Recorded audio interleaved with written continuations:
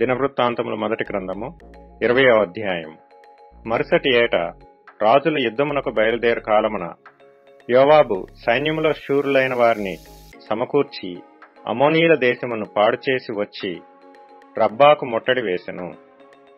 దావీదు యెరూషలేములోనే ఉండగా యోవాబు రబ్బాను ఓడించి జనులను హతము చేసెను.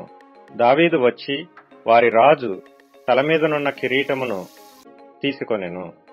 దాని ఎత్తు 2 మణుగుల బంగారము, అందులో రత్నములు చెక్కి ఉండెను. దానిని దావీదు ధరించెను.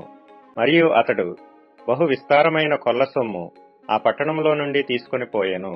దాని యందున్న జనులను అతడు వెలుపలికి కొనిపోయి వారిలో కొందరిని రంపములతో కోయించెను, కొందరిని ఇనుప దంతెలతో చీరించెను, కొందరిని గొడ్డలతో నరికించెను.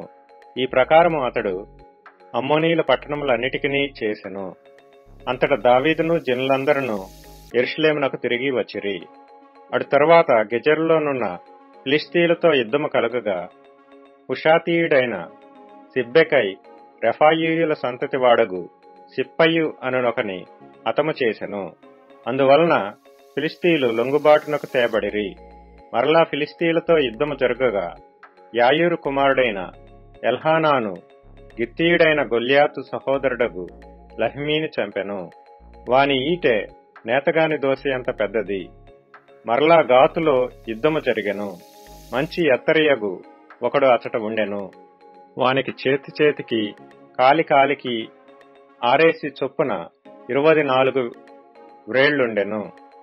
వాడు రెఫాయీల సంతతి వాడు. వాడు ఇశ్రాయేలీలను దూషింపగా దావీదు సహోదరుడైన షిమ్యాకు పుట్టిన యోనాతాను వాని చంపెను. గాతులోనున్న రెఫాయీయుల సంతతి వారగు వీరు దావీదు చేతను అతని సేవకుల చేతను హతులైరి.